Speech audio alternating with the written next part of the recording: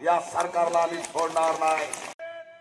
आता याच्यामध्ये पॅन्थरची एंट्री झालेली याद राखा, या सरकारला आम्ही सोडणार नाही।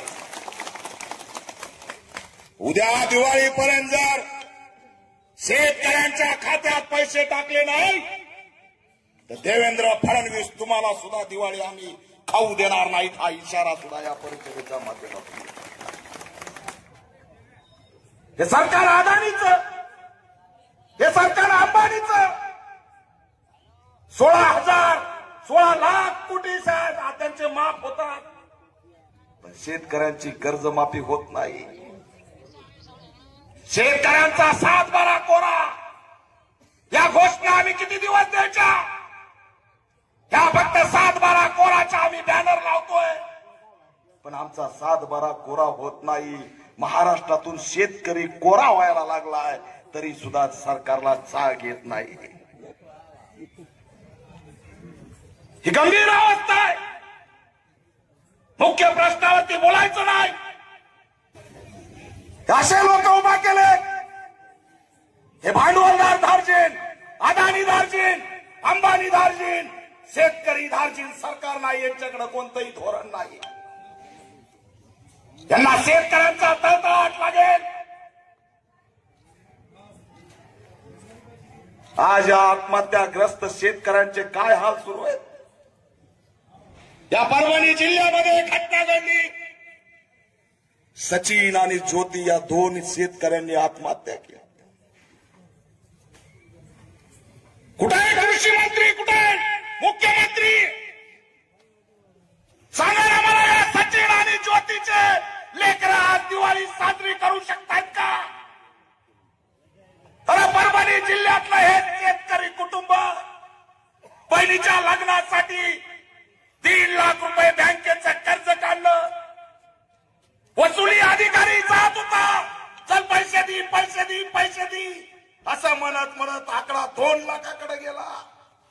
कधीतरी हा सरकार माझं कर्ज माफ करील, कधीतरी मला चांगला भाव मिळेल सोयाबीनला, पुढच्या वर्षी तरी भाव मिळेल म्हणून ढकलत गेला, ढकलत गेला, ढकलत गेला।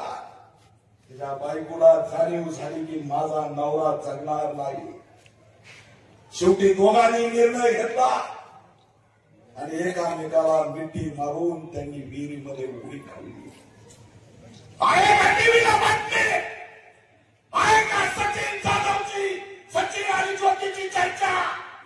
अरे ते दोन्ही का कोणी मेणबत्ती म्हणलं का कोणीतरी त्यांना द्या? अरे त्या लेकरांचं नाव आहे, त्या 2 लेकरांचं, एक सीता आणि एक राधा।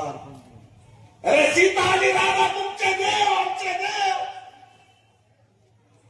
अरे पण या सीता आणि राधा त्यांचं गुन्हा काय, त्यांचा पाप काय की त्यांनी शेतकऱ्याच्या पोटाला जन्म घेतला म्हणून तुम्ही नाकारणार का? आज 12 वर्षाची एक आणि 8 वर्षाची एक मामाच्या घरी राहताय। अरे शेतकऱ्याची व्यथा जाणून घेण्यासाठी तुमच्या होत्या करीच पाहिजे। पुरस्कार देणारा शेतकरी गेला, कुणी फिनाईल खाऊन गेला, कुणी कीटनाशक खाऊन गेला। या मारणाऱ्या फक्त बातम्या बातम्यात 1.5 लाख लोकांनी आत्महत्या केली, 2-2 हजार लोक एका वर्षात मरायला लागले। मी ये 5 गेले हे दिलंय मला, इथंच ठेवतो आणि घेऊन जातो, घेऊन जा। तुम्हाला जाहीर सांगतो, बाबासाहेबांचं लेकरू आहे। याच पातोड्यामध्ये डॉक्टर बाबासाहेब आंबेडकर येऊन गेलेले मी या ठिकाणाहून संकल्प करतोय।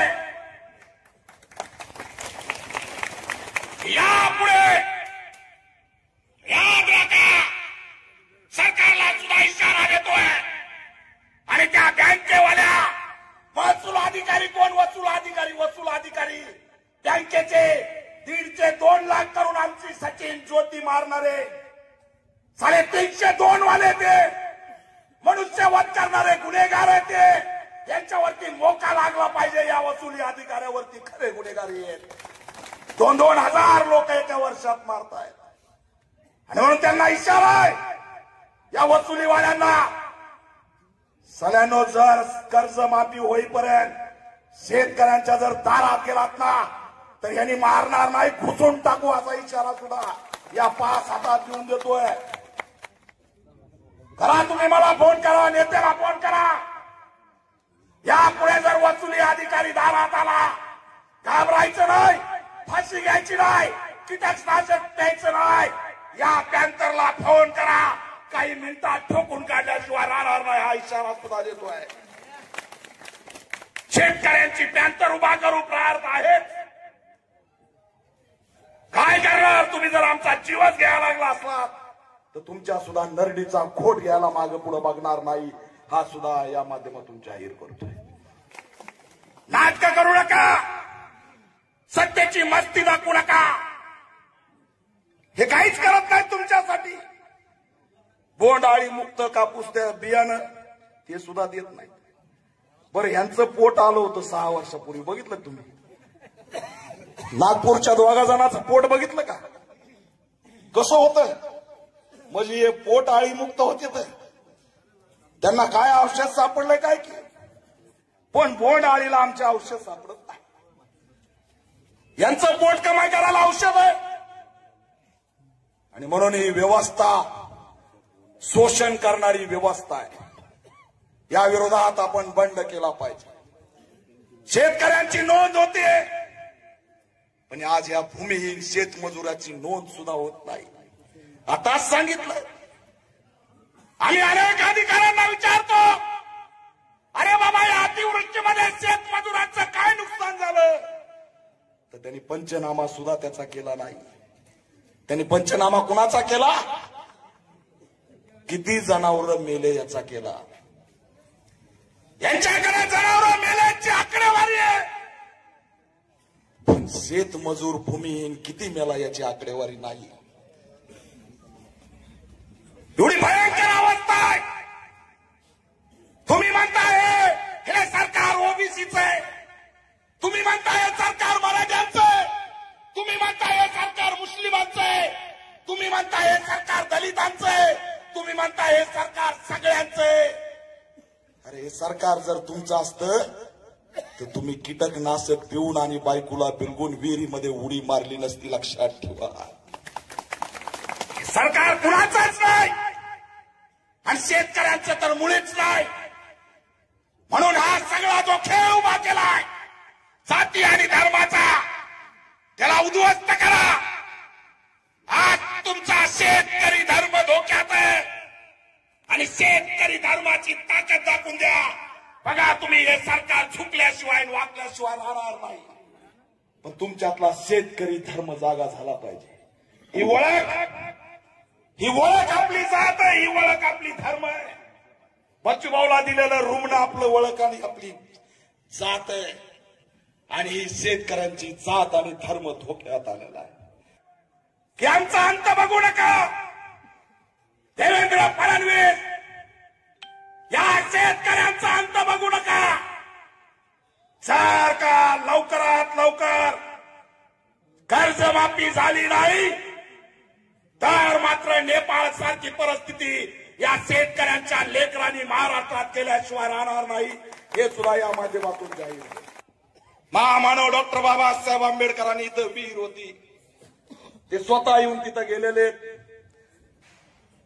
आम्ही अनेक वर्ष मागण्या करतोय की ती विहीर जी आहे ती ऐतिहासिक एक त्या ठिकाणचं ठिकाण आहे, ते सुद्धा राज्य सरकारने राष्ट्रीय स्मारक केलं पाहिजे आणि पातुर्ड्याची ओळख या ठिकाणी देशव्यापी झाली पाहिजे. ही सुद्धा आम्ही मागणी घेऊन आलो.